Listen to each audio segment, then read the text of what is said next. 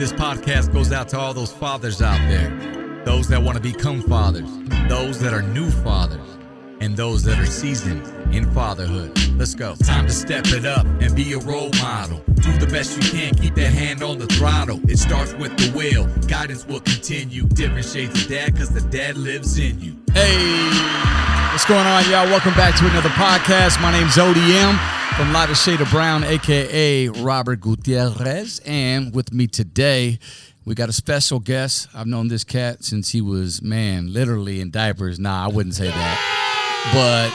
But like when he was like 5 or 6 years old, and we were doing the group, we were starting out the group thing, Lighter Shade of Brown. Ruben Aguilar, what up, sir? What up? So I want to go ahead. No, it was cool. I liked the intro. I was listening to the words, and that's awesome. That sounds good. So for those that are listening to the audio and you're not watching the video, tell them where we're at. Describe the scenery right now. Where are we at? Oh, man, we're so... I don't know. I don't necessarily consider this Joshua Tree, because when people say, "Oh, I'm going to Joshua Tree," they're like, "Well, are you going to National Park? Is it even open? Or like, the desert? Is there camping spots?" Like, no, it's not. I mean, it's kind of Joshua Tree, but it's not. So we're like at a dry riverbed. It's flat, right? Couple mountains around, but there's not. Yeah. Big time. You guys can probably see behind you. Yeah. There's a bunch of trailers out here. The kids running around. It was funny because your wife, Stephanie, was like making jokes. She's going to pop in later. If you see somebody eating a sandwich like that in the window, that's Stephanie. Yeah. So we're out here for our annual Thanksgiving trip to the desert, although we've been here a few other times. Since then, Halloween has become part of this journey of us. And it's just a bunch of us, like 20 plus campers. We come out here, and it's a good way to get out and, let the kids ride their quads or whatever. And, just make memories. That's what it's about. Yep. So this is the first video we're actually recording. So you're my first guest on camera, bro. Let's go. So let's get into it. Like I said, I've known Ruben since he was like 5 or 6 years old. We started out the group thing, Lighter Shade. We used to rehearse in your mom and dad's garage, and you guys were out there, you and your brother Robert. Mm-hmm. You guys are a couple years apart, and you guys would sit there and watch us do our thing, and then eventually go on the road with us, and it just all happened so quickly like that. That's what I remember when you were, that age. Yeah. But let's what was your upbringing like, man? Let's start there. We come from a town called Rubidoux, so in Riverside. It's a small little town in Riverside, and historically, it's a historically low-income community. So a lot of poverty, a lot of gangs, drugs, you name it, it's there. So I wouldn't say it's the best place to grow up in, but it was what we had and it's what we dealt with. And for my upbringing with my parents was great. So I had both of my parents, and we there's a couple things that were instilled in us, even though we were still in an environment that was challenging. Right. It was just you and your brother, me right? and my brother. Yep. Okay. Me and my brother. My family lived, walking distance away from us, though. So there was my aunt that was walking distance away. We used to actually walk to school. Yeah. Stop hit the donut shop, and then keep going to school. Right. So, I'm thankful and I'm blessed that I came from that area to where I'm at now. So I never forget really where I came from. But I had a great upbringing with both of my family, with both of my parents. It was... If you could pick something, like, okay, what was first thing that comes to your mind that at that age, that you remember from, let's say, your mom? What's one thing that sticks in your head? I can't think of the right words. Man, come on. You already know. Food. Yeah. Her mom was a cook. Wake up, food. And then... Mom is a cook. I think, too, for me, things that always come to my head, I always tell my kids, is like music. Right. So Saturday morning, you wake up, Mexican music's bumping. Okay. Out of your house? You wake up. Yeah, you wake up to this music, and you're like, man, mom's cleaning. Saturday mornings? Mom's cleaning Saturday mornings. I don't want to wake up, but then the smell of food's going on. Hey, so let me tell you something. His mom is down. Zelda, I'm telling you, man, later on, which we'll get into, man, I remember going over and just everything was there, and I always had a home-cooked meal, man. Mm-hmm. Even when she wasn't cooking, like, she'd get up and cook and make some food, like any traditional, Mexican mom would, so with a big heart. But Okay, now what's something about your dad, man, that you remember at that time growing up? Something it's instilled in you. You know what I'm saying? Yeah. Man, there's too much. There's a lot to think about. But one that stands out to me would be, I don't know, just like his demeanor and his presence of like a leader. Like, so that, like, that's my dad. That's what's up. Whatever we're doing today, when dad's ready, we're out. You know what I mean? Yeah. Be ready at this time. We were ready at that time. Okay. So that is definitely something that sticks with me. But I think just his presence was more of there's not something I can narrow down because there were so many different things. But so if you needed something like as far as you had the leadership from him, as far as explaining whatever it was to do, he taught you the ins and outs of being a man, basically. Yeah, and if he didn't know it, he knew somebody that knew of it.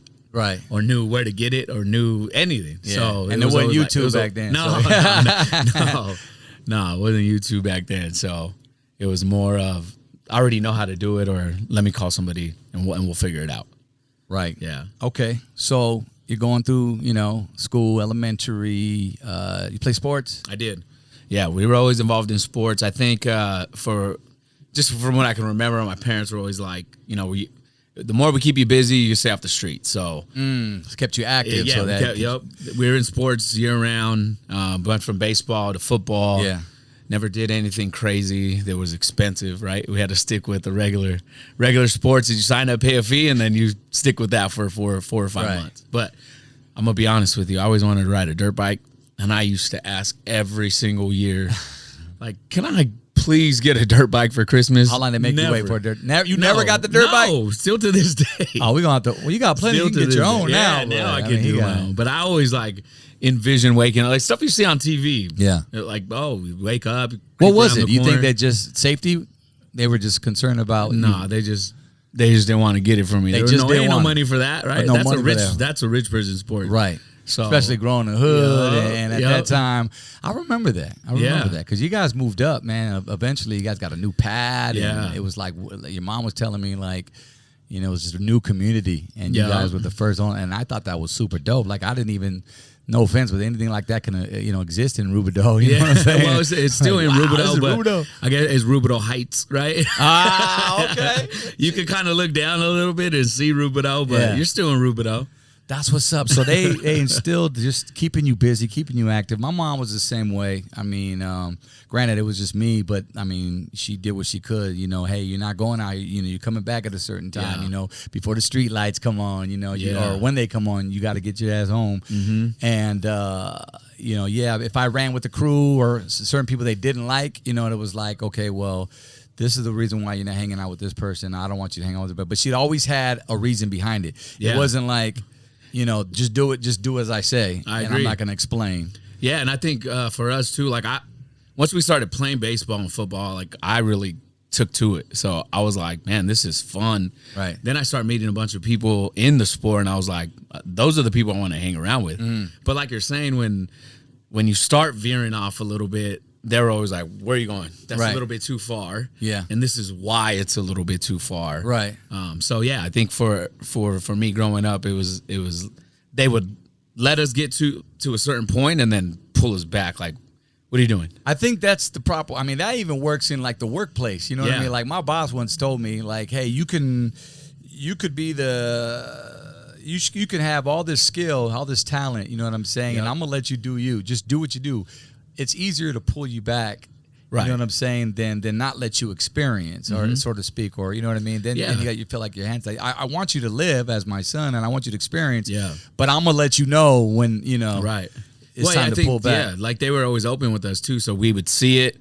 It was right in front of us. Some of the things that were happening in Rubidoux, but it was never hidden from us. There were some things that were tried to be hidden from us. Yeah. But we knew what was going on as we aged and we started putting pieces together. Oh, yeah. Like, okay, I know why you were going to the garage so many times, right? Right. Yeah.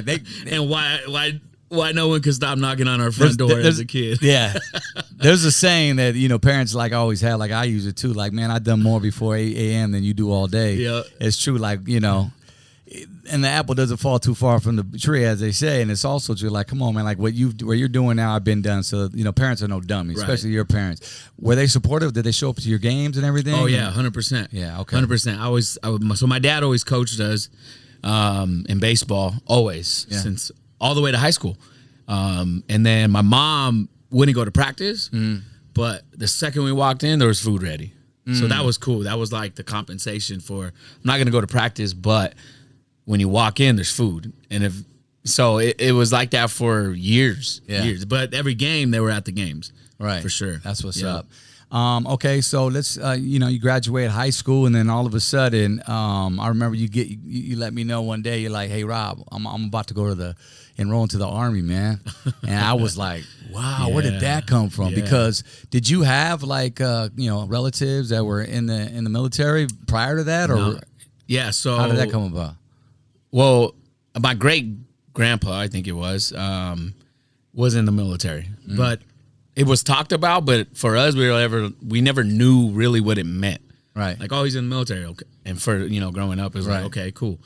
And then in high school, I was just in a classroom, and it was consumers law. And the military walked in, and they started telling us all these benefits, and like, oh, you can travel, and you can do this, and you can get paid. And I was like, man, sounds cool. Yeah. And then Was that the selling point? Like that was it for me. And to be honest with you, I watched people around me grow up, and I was like, no one's getting anywhere. No one's getting out of here. Like, how do you get out of here, first of all?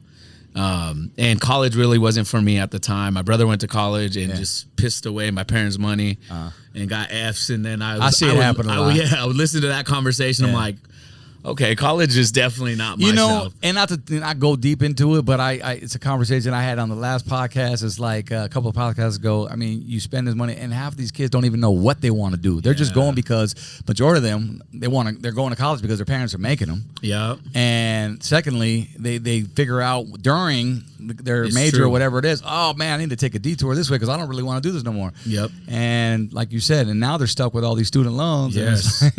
And I didn't even know what college was, to be honest with you. I never took, and this is my senior year, I never took my SATs. Yeah. And the only reason why I took the ASVAB is because they were like, oh, you get out of class for 3 hours. I was like, heck yeah, let's go. I'm out of here. I'll go take that test. But to sit in here for 2 hours, I'm not going to do it. So I don't know. None of my parents went to college. My family, nobody went to college. Yeah. I never went to the career center at school. I was more like, how do I get out of school as fast as I can, right? Like show up to my 2 classes my senior year, and then I'm out, right? But man, what encouraged you to do that? Was it your parents as a driving force, or was it just like in your own head, like I just want to be done with this? The military? No, as far as the schooling and stuff before, like because my mind was somewhere else. I was out partying with you. Yeah, about that. Don't be pulling out them stories right now, man. I just play. Dude, I ain't gonna lie. My senior year, we were, man. Look. Little man, like I said, I knew him when he was a little man. And we used to tour. And, he's like my little nephew, man. And, we'd hit the clubs. I'd host a couple clubs, and he'd come with me, and he'd stay out in the wee hours of the night and somehow make it to school the next day. And, yeah, that was that role model right there. Yeah, it was it. But... yeah, for me, I was like, okay, how do I get out of school fast and then continue on the night that we were already having the night before, right? Right. Well, somehow you made it. You enrolled into the military. Mm-hmm. What was it like saying, goodbye to your parents at that point? Because you had to go to like boot camp. Did you go somewhere like Alaska or something? No, I went to Georgia. Okay, I went to Fort Benning, Georgia. So I enrolled, and I guess I really didn't know what was happening to me. It was more like, I'm just going to leave for a little bit and then come back. Mm-hmm. But that really wasn't what was going to happen. Right. And to be honest, I watched a little video, and I was like, how do I go do that stuff? And you could shoot people and get killed and do all that stuff. That seems cool. Was there fear in you at all? No, not at the time. Seeing that stuff? Not at the time, no. This is 2004, so this is right beginning of the war, 2003. But once again, I didn't grow up in a patriotic family that were like, oh Right. no, we're Rubidoux. Yeah, What's up? Yeah. Hey, I know how to I work grew one of up- those. I grew up around it. Oh, there's tactics? Okay. Let me Yeah. learn those. So yeah, I ended up taking off, but I don't know. To be honest, I didn't know what I was getting into. Right. I didn't know what I was getting into. I didn't know how much it was going to change me, but I knew I had to leave. Yeah. So yeah, it was kind of weird. I think when it really hit me is the day they dropped me off in LA, and we were going to the hotel, and I was like, man, this is for real. Yeah. And then I remember that. they left, and then the next morning you wake up and it's first call, you have to go eat, and you're like, okay, like, this is about to get real. That was it. You You know, and changed then your you life jump on the changed plane. overnight. Yeah. So this is July 2004. 2004. Yeah. Okay. And how long did you serve in the military? I did a total of 7.5 years. So I did 4 years active, 3.5 National Guard. During that time, something really unexpected, like you said, happened to you, and you want to like elaborate on that as far as what happened with the whole. I just know I got a call or something like that, or a message like something happened to you. Yeah.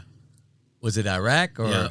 Yeah. So we deployed Iraq 2006, and man, we're driving down the road one day, and IED goes off, and I just remember this big explosion, and I remember landing, and then it was kind of black for a little bit, and the first thought that came to mind was like, do I still have my feet and my legs? Right? That was, You were riding shotgun or in the no, back? I was in the back passenger, the back right. right passenger. Okay. And I just wiggled my toes, and I was like, man, I'm good. Let's go. Yeah. Right? I didn't really know what happened. So So- for those that don't know and aren't military, not really confused, I Yeah. mean, like educated as far as UVs are, what are those? So we're riding a Humvee, but IED is an Or an improvised ID, I'm sorry, I explosive said that device. wrong. Yeah. Improvised explosive device. So it's a bomb that they put underground, and ours was actually a pressure plate. So what they do is once two wires connect, bam, it goes off. So once our Humvee ran over that thing and the wires made contact, it set it off. So we were lead Humvee at the time. And yeah, the thing went off. I ended up getting out, and I didn't realize what was happening, but I had like a piece of metal stuck in my shoulder. Right, sure, from the... Yeah, and I ended up pulling out the driver, and then finally I realized, like, man, I got hit too. The adrenaline The just adrenaline, did- yeah. that's what- yeah. The adrenaline finally, went away, and then I collapsed. I ended up in Baghdad, and I spent some time in the hospital, and it's taken a long time to get to where I'm at today. Like, this conversation, Yeah. a year, 2 years, 3 years out of that happening would be a little bit different, but To be I've able to definitely actually grown. speak on it and Yeah, talk about yeah, it. Yeah, for sure. I can imagine, man. Yeah, I definitely grown, and I'm in a new place now as far as through the stuff that I went through, Right. and seeing the things that I did back then. What's one thing you take from that? I mean, you spent you said 6 years in the Army? Yeah, well, I did 7.5. 7.5 in the military. I yeah. mean, what did you grab from that? Like what you know what I'm saying? What did you take home from that? Not that situation, but just in general. Like, what did it teach you? A lot. It really made me who I am. So, like, priorities. I think I met a lot of great mentors in there. Is really what has my impact. And seeing people come from different places of not just Rubidoux. Like, when you're at home, it's like, okay, look up to my uncle. Oh, my uncle's doing this. Well, that's probably not the best person to look up to. Right. Or my friends or this. Or there's somebody who already made it and you're like, I'm never going to get there. Right. But then when you meet somebody in the military, like, oh, me and you are at the same level. Same level. And you had success already. Same opportunities. Yep. And there's so many different people from different backgrounds. Right. So I felt like I wasn't the only one. There were so many of us. Isn't that crazy how like you all just unite as one? Yep. One country, man. Just like together, we're fighting this, together. Yeah. Yeah. And we're all brothers. So Absolutely. Oh, you get way closer than that when you deploy with somebody. Yeah. Man, like I'm ready to go with one of those guys right now. Like I'll drop everything and roll out to go help them out. It's That's like what's it's up. a little bit deeper than that. Isn't there a saying like in the military or something like they say you never leave a brother behind or something Yeah, like that? yeah, for sure. Yeah, you never leave a soldier behind. But it's really made me. There's not one thing that I can really narrow down. You talk about priorities, time management, discipline, leadership. Right. All of those things tied into one. And one thing is you can do is you can take all that stuff and keep it with you, or you can learn it all and then kind of let it go. And I've seen people who've been in the military and just like, how are you in the military? Right. You do not show any type of that discipline. Yeah, you're straight. Like, game recognizes game. Right, yeah. When you see him out on the street, especially, and you actually took something home, and I know as humble you are right now, and we haven't mentioned it, but because of that scenario, you actually, they ended up giving you a Purple Heart, right? Yeah. So I was awarded for the Purple Heart for some of the injuries sustained at war. Which you helped your partners in the vehicle, which kind of led to that. So I pulled out the driver, and there's a little bit more that. Right. We don't have to get into detail with this. There's a little bit more that, there could have been more stuff. But for me, the Purple Heart is never an award that you go to Iraq and you're like, I want to get the Purple Heart. That's an award you don't want to get. So I'm not necessarily proud of having that award, or happy or something that I want to wear on my hat or wear what on you my, had to go through to get it. I get like, it. I didn't even think about it that way. Yeah, because normally when people get that awards, most of the time people are KIA. Yeah. So that killed in action. Yeah. True. But for me, it's a little bit different. And if you were to see me now, it's like you would not know what's underneath my clothes, right? So I'm more fortunate, and I feel blessed to have the award. Right. But it's never something that I'm trying to like, I got the Purple Heart. a big Purple Heart on your wall to pray or whatever. Like, no, that's awesome. As humble as it sounds, man. I didn't even look at it that way from that perspective. So true. So parents, you come home now, and where are you at when you come home? Where are you in that place of time? I know you had a son. Yeah. Which is my godson, RJ. Yep. That was your firstborn. Yeah. And you got married there for a little bit. Yep. And then you divorced, a couple years? So pretty much right after my dad died. Okay. Yeah. So coming out, like I said, it was, everyone has their own story of coming out of the military, but for me it was a little bit different because I got out. Well, I got hurt, and then I served as a combatives instructor at the gym. So I was teaching like hands-on jiu-jitsu, I guess. And you were how old at this point? 20. 20. I was just turning 20, actually. When you got out? Yeah. That's No. I got out like at 21. Okay, but it's right there. Okay. So my last couple months in the military were kind of more relaxed. I was more of like an instructor type, right? And I had my son at the time, but something that always stuck with me while leaving was I knew as a kid that my dad was sick. Right. So they always told us as a kid, like, your dad is maybe not be around. He has to do these shots. And so that was always. How young were you when you first heard that? I want to say like 8 or 9. Wow. 8 or 9. Yeah. I didn't know that. When he first got, like, when they sat us down, like, this is serious thing. He has hepatitis C. And it's because of this, and that. He has to do these shots. And I'm like, man, this is real. So when you talk about leaving, that was definitely something that was like pulling me back to, was like, well, I don't know how much longer my dad's going to be here. That's right. But, now that you're, you look good right now. So I guess I got some time to go. Yeah. Not knowing in the back of my head what was going to happen when I got out. So I got out, and he was fine. He was good. I was like a good, 8-9 months. He was fine and around my son, and we were good. I was just going to school at the time, and then RJ was what, 2, 3? I think he just turned 2. He was like 1.5. Okay. Man. And then I found college and all of that stuff, but once again, that was always stuck in my head. Like, how much more time is left? So on the outside, he looked good, but yeah, perfect, fine. We'd go to breakfast, we'd go hang out, we'd do like normal. Yeah. So then October comes of 2009. Yeah. And I was just getting out of the military, so I was at home for like less than a year, I think. Mind you, I'm just out of the hospital and all this other stuff. I just got back from Iraq, so I was at trying to figure out who I was at the time. Oh yeah, trying to 21 years adapt back to life, back to regular, civilian life, especially considering what you just been through. Yeah. And so then my dad gets diagnosed cancer. We're like, what? Yeah. What are you talking about? Like stage 4. He went out for a shoulder injury, and then stage 4, December 6th, gone. So it went from hepatitis C to liver cancer. To liver cancer. Yeah, but he just went out because he said his shoulder hurt. Ran some X-rays and all this other stuff, and then bam.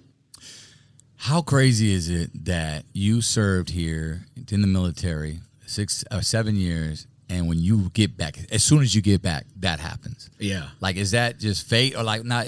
How crazy? I don't know. Is that, I don't man? know. To me, You ever think about that? Yeah, that was always on my mind. Like I'm probably gonna lose him when I'm gone. Right. That was always stuck right there, and I knew that, you know, it was deep. So even calling home was like, okay, I gotta call home. Any chance I get, I knew I had to call home because I didn't know how much time. So I guess I was preparing myself, or like really prepping for it. Right. Because we knew since we were younger. Yeah. We didn't know how much more time, and it was always something on the back of our heads.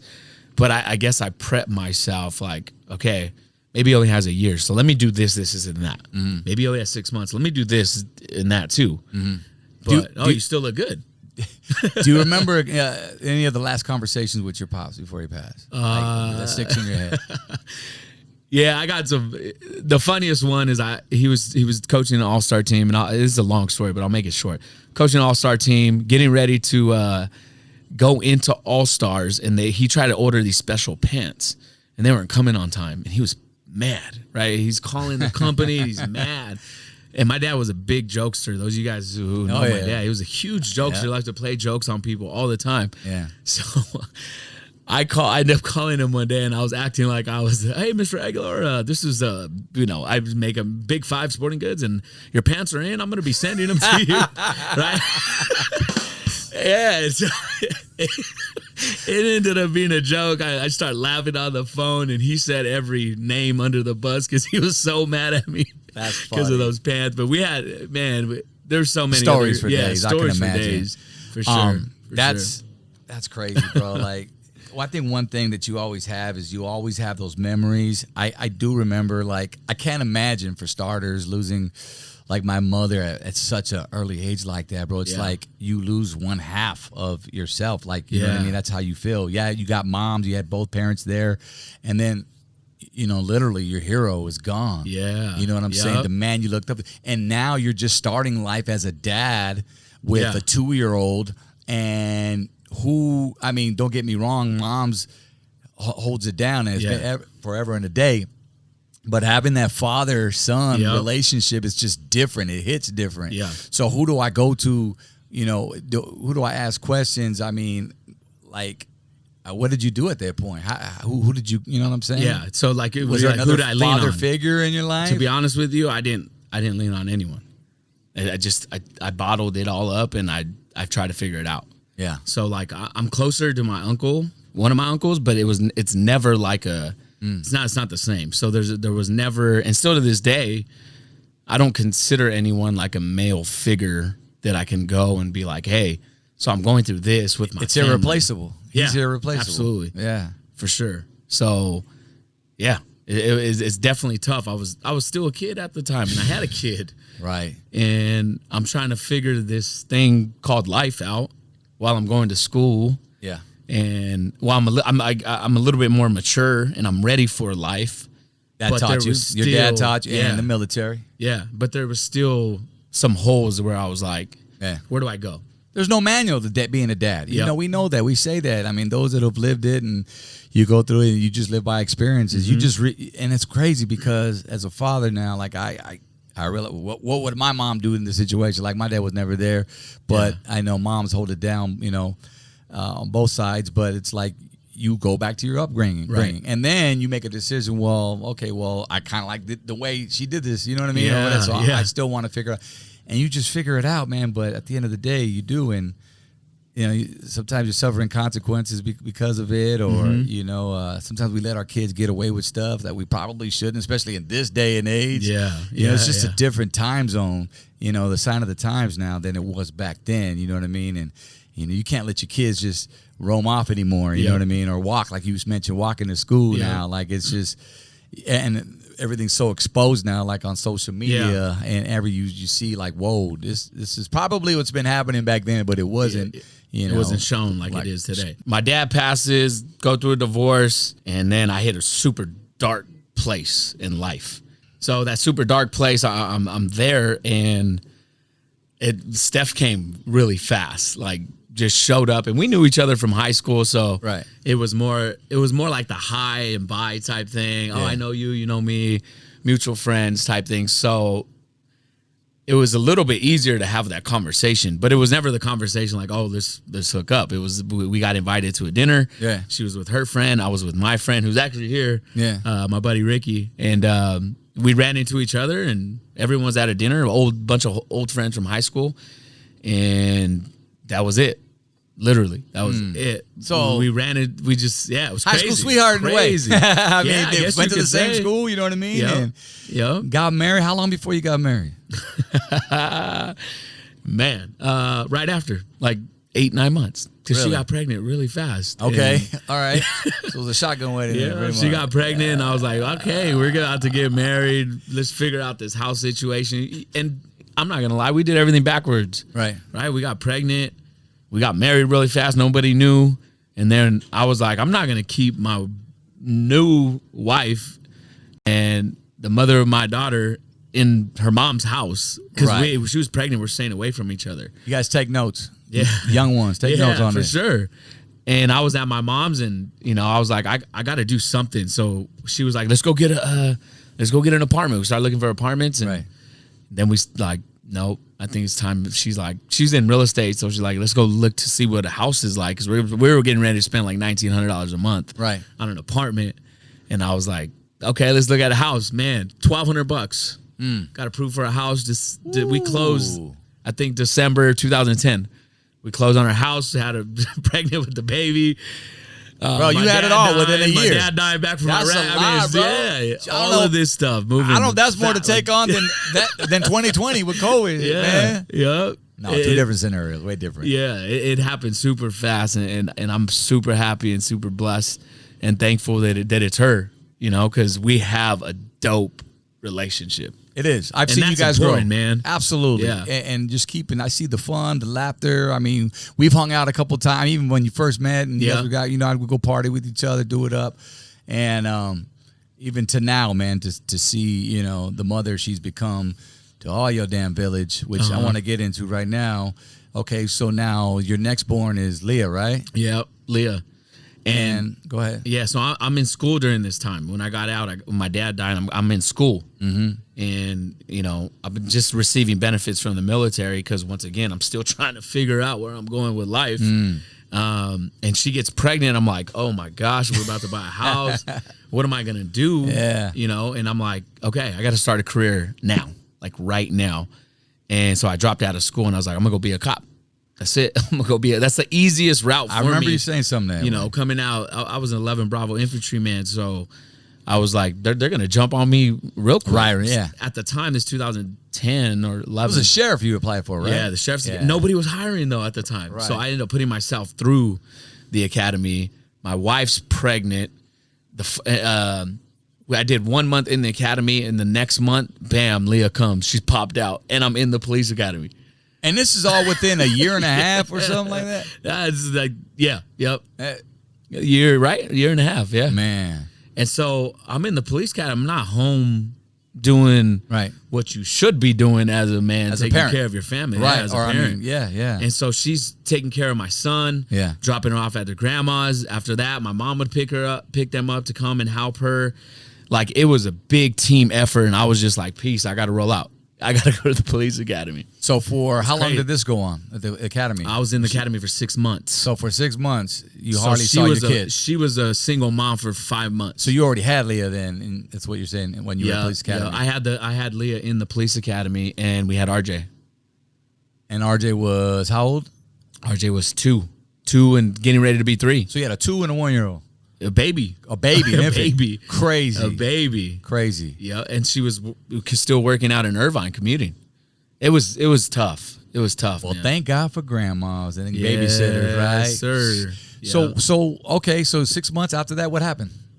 After the academy, I graduate the academy, finish up, get hired on with Monrovia PD, waiting for my conditional offer, and then something, I don't know. Something came up. Something hit me, and it was like, nope, I'm not going to do this career. yeah. So I had a long talk with myself, and I'm like, how am I going to tell my wife with a new baby who's been a single mom that I'm not gonna pursue this career anymore. You sound like that kid in college that I was Yeah. talking about earlier, man. It's exactly what happened. One day I sat her down. I was like, "Look, I'm not gonna do this anymore. I withdrew my packet. I'm done. I'm going back to school." Something told you. Something Yep. gave you that instant, man. And, And it's a good thing you did it before. You know oh, what I yeah. mean? Yeah. And it was a big thing between us, and I was just like, just something's telling me not to push forward. I'm going back to school, and I don't know where I'm going with this. Right. No idea. But I'm going back to school. Something's telling me to go back to school. So you started school, didn't you? You went to a university, right? No, I was actually at a community college at Norco College. Okay, that's where you Yep. first started That's college. where I first started, yeah. Okay. And then from there, I transferred to California Baptist University. Okay, there you go. Yep. So I was always into, sports and fitness and exercise and health. Sure. Because I got hurt. Mm-hmm. And the doctors are always like, man, you ain't going to be able to do anything. I actually gained some weight. I want to say I remember 215, 220. I remember there was a point in time, Yes. actually, our bodies were switched. Yeah. You know what I'm saying? I'd come over, you know what I'm saying? Back in my Yep. day, I was little, I used to push the remember bar, that. you know what I Yeah. mean? Like that. And you did bulk up, and you got big, you know what I'm saying? You must have been taken care of at home for sure. But Yeah. and then there was another time where it just reversed, whatever. We won't talk about that, though. Now he's got into fitness. And Yeah, big time. So Doing the thing. that was definitely something I wanted to study yeah. because I was into it. It was So you got your degree. Yeah. Right? So I finished Norco, go to California Baptist. I got a bachelor's in science and kinesiology, sports medicine. And so I finished that bachelor's, and then That sound like a JJ Faz on. Wait, Someone say like what? and I'm Say that from again? Rubidoux. And I'm From from Rubidoux. Rubidoux. Hey, come on, man, quit playing. Yes, you sir. can make it out the hood too, That's right. man. Telling you, man. Yeah. Follow your dreams and stay focused, and it all starts with just having somebody. Honestly, it helps. Because I always talk to at-risk youths, man, and those that don't have that broken homes, bro. And I'm like, dude, don't choose your friends wisely, man. Yeah. And be careful what you call friends, but always stay focused. Like, find somebody who's gonna surround yourself with somebody that's gonna do you good. Absolutely. That's positive. Whether it's usually it's somebody older, you know what I mean, and just gravitate towards them if you have nobody, but to look to. But so let's fast forward now. Now you got another girl coming, which is Kissy, right? Yep. So I'm in school. Kissy comes. Steph gets pregnant again. And once again, I'm just grinding in college. No job, living off benefits. And how long? Military. How far are they apart, Kissy and Leah? That's a good question. I think 2 years. How old are you, Kissy? They're here over here. How old are you, man? 6? Yeah. So you're 7. How old are you, Yeah. Leah? Okay, I can do the math. They're 2 years apart. 2 years apart. Okay. 2 years apart. So right after. Jeez. And I'm just going to school. Going to school. The wife's working full time from Right. home.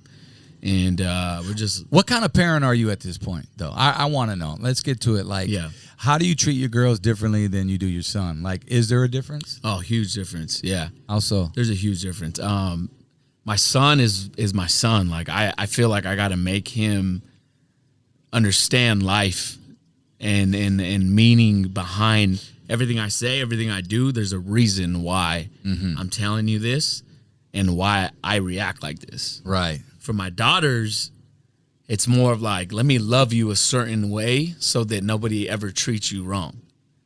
You know what I mean? Oh, that's so important. Yeah. But don't get me wrong, I'm still mean. Yeah. You know what I mean? I'm still, I get told by. Are you everyone a all the physical time. mean? No, or more would of you a- say like more of like more a verbal. loud tone? They definitely, my command presence Right. is a military term, but my presence and my tone and just me. Who'd you get that from? Would you get that from Military. your mom or your dad? No, none Neither of, one. My dad, it was more, my dad was really subtle about being, he was like, listen to what your mom said. And that was it. Like real passive, not Yeah. passive, but just Yeah, kind of like just- low firm, like Yeah, Yo. just listen to mom. And then the time that he would go to where I normally go, Yeah. that 100%, it was. Was he like It was bad. like was he just the type that just held on like and then when he blew up or no or just yeah. And then you're getting thrown up the stairs and yeah. he said thrown up the Thrown up stairs, the not stairs. down the stairs. My mom was more of the way I am with like her presence and her tone. Like, Right. oh, Oh, my mom don't play. dad used to say, oh, somebody lit the fire. The fire's lit. Mom to play. Well, yeah. So, but for me, I think a lot of it comes from the military. Right. That's The presence of me, the presence of what I say, And I don't know why I do this, but I feel like if you don't follow directions, once again, the military, somebody's gonna die, and there's a reason. There's a reason that I'm telling you this. You see that, RJ? You act up, somebody gonna die. Yeah, it's crazy to think like that, but it's the truth. Like, it's simple instruction. You mess up that instruction, right? You can die, or somebody else can die. That's for that. so crazy, simple, man. That's simple. Attention to detail. Right. That's it right there. That's it. Attention to detail. It's either black or white, right? Yeah. Yep. There's no. Yeah. This is the. I get it, man. I've seen that, and those end up being like the best kids ever, man. Yeah. That are raised. They're really good, and I think one thing that I pulled from my parents that I do with my kids all the time, and I feel like it works. Yeah. Is we would get in trouble, and then, like 20, 30 minutes later, after dinner, come out, sit on the table, and we'd have this conversation around a table just like this. Right. And it would be like, this is what you did. These are what you need to fix. This is why you're doing those things. And I do that with my kids all the time with school. And even when I think that's important. Yeah, even when it's good things. Rather than just like spanking them, or are you physical with your children? No, I'm not. Once in a while? I'm not. Yeah, once in a while. Okay, because I had a conversation once with in this a while. on the podcast back, and I was like, maybe I was like, man, because back then, like, moms used to, used to put it down, like, I know. but it's okay, but you can't do that in 2020. You know what I mean? Like, somebody gonna call on you, and it's like, nah, but I don't. Me personally, I don't think spanking does anything. Yeah. Maybe I ain't doing it right. I think it's more so like you said earlier, like the tone, like the fear. Like when I'm not proud to say I'm happy that I put fear in my son, but it's got to be a certain type of respect that you need to gain from that situation, whatever they may have done. So, would you agree? Yeah, no, I totally agree, and I think, like you said, I think I do put fear, and I'm not proud to say that. But I think that each and every one of them understand the love that I have for them too. And then you compliment them with love and the reasoning and the explanation. And I think it goes well that way, because I don't want it ever to be a point where I look at my son and he just like, he is, you see them. They're scared. They're fearing. I don't want to see that. I don't want my son to be afraid of me like that. Mm-hmm. But just know that I'm going to love on you. But when you mess up, there's going to be a consequence, and it may not be physical. You could just take something away or whatnot, go sitting over there and, take some time off and think about it, and I'll let you know or whatever. And that works, man. Yeah. Like you're saying, that's one thing I use all the time on my kids is like, go to the room. My mom used to do that to us all the time.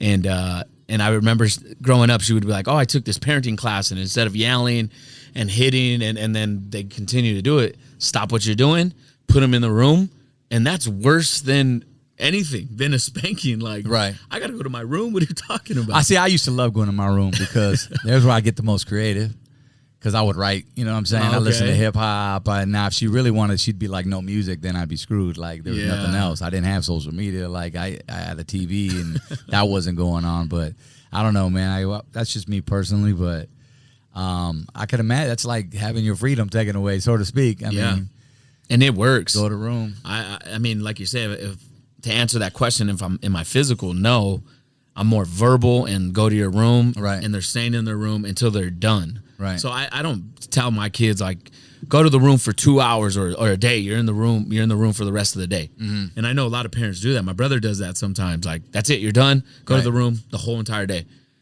Right. It depends. Or go to bed early. My parents used to do that to me all the time. And I used to hate it. Like, 3 o'clock? What do you mean? Yeah. Go to bed. 3 o'clock? I'm in trouble. And for me, I'm more like, go to the room till you're done.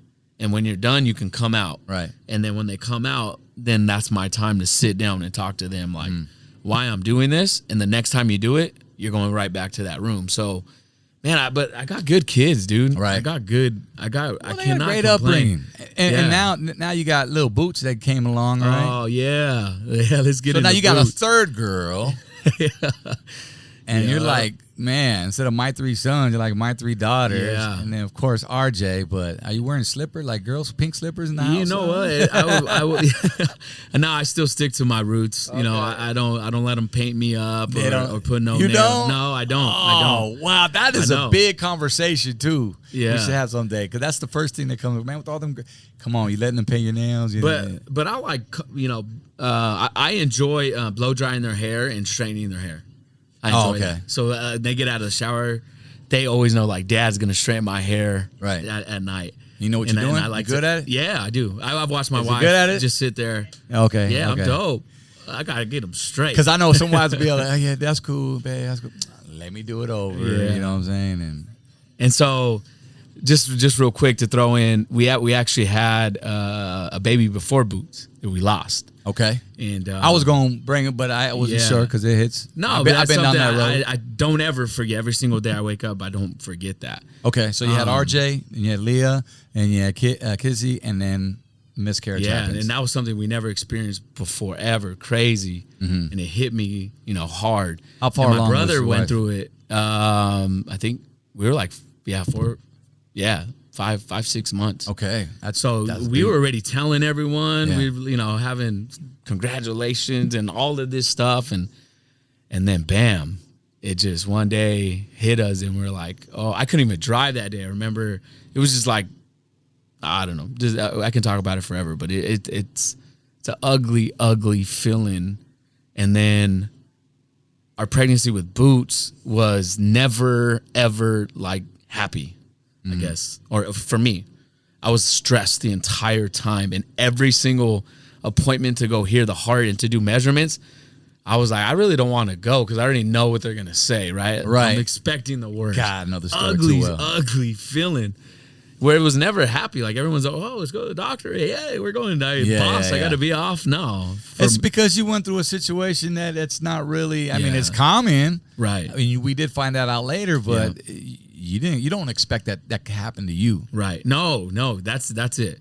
And it happened to my brother, and I knew, you know, I don't know. It was like, man, I don't know, man. I don't even know where to go with it. But it was happening to my brother. So it was something that I knew of. Right. I just didn't think it was happening because I had 3. Bam, bam. Perfect, fine, healthy. And then that one hit me, and I'm like, oh, wow. Just kind of busted my bubble in a sense. And then, but Boots is Boots, man. She's crazy. She probably takes up for both of them if they were both here, because man, she's a handful. But that's our little rainbow baby. Yeah, yep. That's what's up. Hey, wait, where was she at? Look at that, beautiful children, man. Of course, beautiful family to go with it. The Aguilars. Yeah. But really quick, I want to touch upon. I know that. Okay, let's talk about from the military. You kind of you've always been, like you said, out of rehab and working on your fitness and everything else. You actually started. I know you did some coaching with RJ. I remember that, and the girls did cheerleading as well, which was really dope. I know we forgot to mention that. Heavy in the sports and very supportive dad of that. I'm just giving you a little short review of that for his life that I see, because I used to come to the games too. Yeah. And but then speeding up, now you're part of a fitness program, or so we're part owners of a CrossFit gym, and then we own a sports performance center. Dope. So, and that's in Rubidoux? We're right in the heart of Rubidoux, right in the backyard of Rubidoux. Man. And our mission and our goal is we actually started a nonprofit that we're trying to get up and launching with a bunch of other guys from Rubidoux. And it's serving at-risk youth, man. Like, hey, there it is, man. Each one teach one, bro. Yeah, like I walked the same shoes you walked. I walked these streets. I grew up the same way. Yeah. You guys can make it out. Look where I'm at. Like, do you feel like in your heart, like you, and I know the answer to this question, but I want to hear from you, like you owe them that? Like in a sense? Yeah. Not like, them personally, but just your heart tells you to give back. Yeah, to me it's more of like, there was never somebody to tell us what other opportunities were there. We kind of had to figure it out on our own. Or if there was, it was never somebody that I can relate to. Right. You know what I mean? So it was like, it was like a teacher telling you, like, you would just get like, what do you know about growing up right here? Right. So it was never someone I can relate to. That is so. and talk to the kids. Yeah. It's like, I went to Einar Boko, I went to Mission, and they're like, oh dang, like I've done the same thing because that you were you're from doing. the same hood. So it's more of a relatable conversation that we can have. Like, I was in this chair and look where I'm at today. You can do the same exact thing. So I just feel like I have to go do this for these kids and let them know the opportunities that are out there. I think that is so important, man. Yeah. I think no matter what you're doing, if you're from the same neighborhood, it just hits home. Yep. Like it just reality sets in. Yeah. So you got your gym now, and it's in Rubidoux, and I see a bunch of like kids on on your gram. You got your son working out. You Yeah. got your partner's son's working out. It's just a family thing, and it's just growing and growing. I actually had an opportunity to come out and DJ. I think it was a year ago, a couple years ago, and what's interesting about it is it? I know it's been a minute, but is it still at the airport? Still on the airport, bro. Still on Wallace Street, the back, like I said, the backyard of Rubidoux. So they Still in do the same place. events. You do like sports fitness events, right? And the competitions. You guys are hosting that. Yeah, And like, this CrossFit is really competitions, real. And I know to bring it up, we just mentioned off the air, but you were talking about maybe starting your own podcast with in that line using the sport fitness lane. Yeah, right? so With you and your wife. I always tell my wife we should start a podcast called Parenting Through Fitness, because that's what we do, right? So even with this whole quarantine thing, and that's something that I tell everybody, and everyone who knows my wife and I know that 4:30 comes, don't call them, because Like, at who's the gym. watching the kids, man? They're Both at you the guys are in the gym. Yes, we're at the gym, and with this whole quarantine start, we told our kids from 7 a.m. to 8 a.m. you guys are working out every single day before school. Because one of our mottos is exercise is medicine. Yo, guys, no days off. I see these poor kids, man. 105-degree heat on Labor Day running, but then you spoil them, and the end is a happy ending because they end up in a pool. Yeah, exactly. Yo, that's the truth. You want to swim? Run these 5 miles. And we get people that are complete opposite. I can't believe you're waking up your kid at 6 a.m. in the morning. Like, you need to let your kid sleep and they need rest. But they don't understand the benefits that are happening from exercise prior to school, right? Or the correlation between exercise and academics. And I'm seeing it firsthand. Yeah. Having my kids wake up. They wake up at 5:50. We're at the gym by 7. They start school at 9. So we get home an hour before. They shower, they eat breakfast, and then they're in school online. But man, the benefits that I'm seeing from just adding that exercise program into their schooling, it's mind blowing. It's completely different. My kids are on, they're ready to they're focused. The grades are completely different than they were when they were in school. Because they're working out at 5 o'clock in the morning. I can honestly say yes, the research will back that up 100%. The correlation between exercise and stimulating the brain prior to school. Yes. I get my kids up at 5 in the morning. They're looking at me like, I'm tired. Yeah. But I'm going to work, so it's a different story. I ain't hitting the gym, which I should be. But that's another conversation, though. But all right, Rube, man. Yeah. Well, I want to thank you for coming to be on this podcast. We're almost at an hour, not quite, though. Yes, sir. But is there anything that I haven't touched upon yet that you may want to talk about or you'd like to share to new dads out there who maybe there's some that have just become a father, you know what I'm saying? Yeah. Or maybe they're on their way. Their wife is pregnant or their girlfriend's pregnant, you know what I'm saying? Like, what advice would you have to give for new dads? Look, I'm seeing some of this stuff in my own family and even today. And if you're going to make that commitment and do that, take care of your seed. Take care of your kids, right? Man up and be there. Be there at the school events. If you're going to be a stepdad, then once again, man up. That's your kid. Right. Be their coach. Be there for their awards. It's not like, oh, this is my step kid. No, this is my kid. I'm going to raise you just like my kid. And if you're having your own kid, like I said, man up, be there, and don't let your kid grow up without a dad. That's it. You know what I mean? These just summed it up right there. Yes. Because remember, I saw a meme the other day, and I think you posted it. And my wife reposted, and I reposted it. It was a little silhouette of a dad and a son or daughter. Yeah, I did post that. And it said something. Do you remember what it said? It talks about time.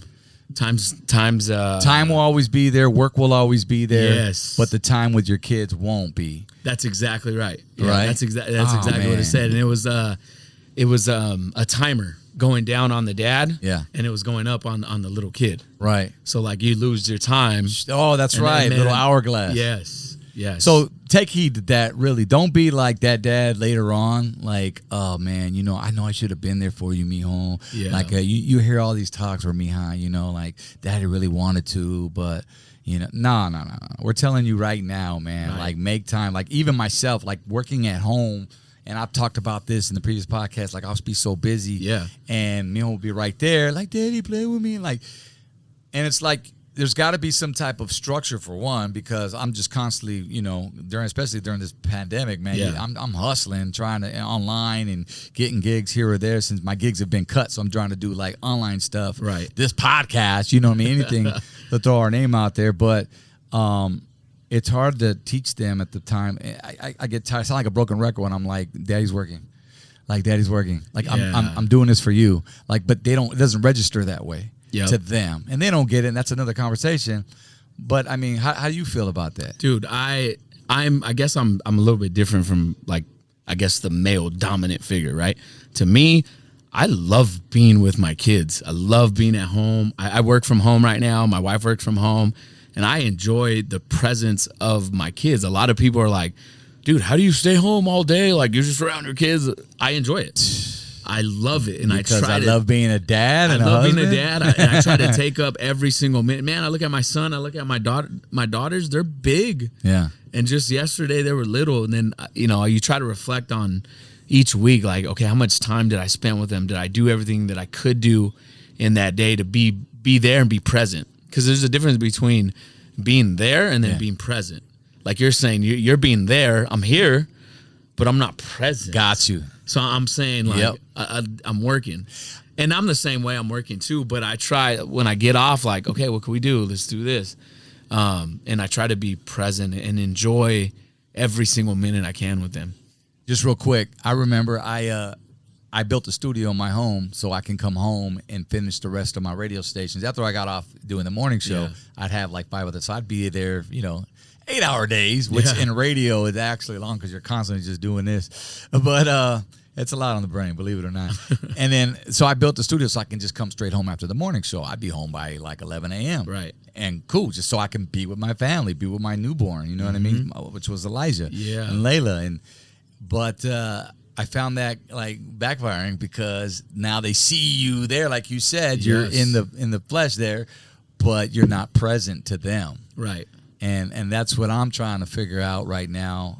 Like I said, structure is everything, and I try to talk to my wife about it, like, look, man, like there's 9-to-5ers out there, there's 9-to-7ers out there that don't even see their children. They just come home, maybe they get to tuck them to bed because they got to be up the next morning. You know what I'm saying?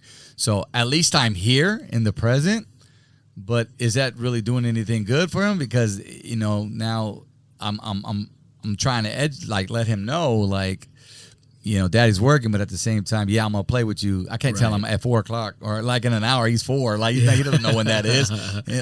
5 minutes is like an hour to him. You know what I'm saying? So I think that's what I'm dealing with right now, and I just think it's structure, man. At the end of the day, like, okay, at 12:00 I'm cutting it off, and we're doing an hour to 2 hours with my son. Right. You know what I mean? Right. And and like you said, those people that are working those 9-to-5s, we all have our own careers, but take your time to get off work and put your friends aside and come home with your family. A lot of people will stay late, like, oh, let's go get this, go get a drink. Oh, let's go do this. Those after happy hours. Let's go real quick, and then I'm getting home. Yeah. So I don't know. I mean, there's so many ways to go with it, but I feel you. You just enjoy your family, enjoy the time with your kids, because it's not that long. It's not that long. Thank you, brother, once again for being a sir. part of the podcast. Ruben Aguilar, go check him out. We'll post the link or all of his social media on the in the description down below. You can go find him, man. Good luck with you. Hopefully you get Thank that you. podcast going. You know what I'm saying? We'll see. And we'll just end it like that, man. So If you got any questions regarding this podcast, future podcasts, you know somebody that want to be on the show, want to come share your story, you're more than welcome to odm991@gmail.com. That is the email that's in the description as well. Please share this podcast, share it with somebody that needs to hear it. Yep. You know what I mean? Because there's a lot of positivity that came out of here, not a lot of knowledge in this interview as well. Military dad right here, beautiful family, 4 children, beautiful wife, and yeah, man, and continue with the success, bro. Man, thank you for having me, man. This was good stuff. All right, y'all. We'll catch you guys on the next one. Hey! Time to step it up and be a role model. Do the best you can, keep that hand on the throttle. It starts with the will. Guidance will continue. Different shades of dad, cause the dad lives in you.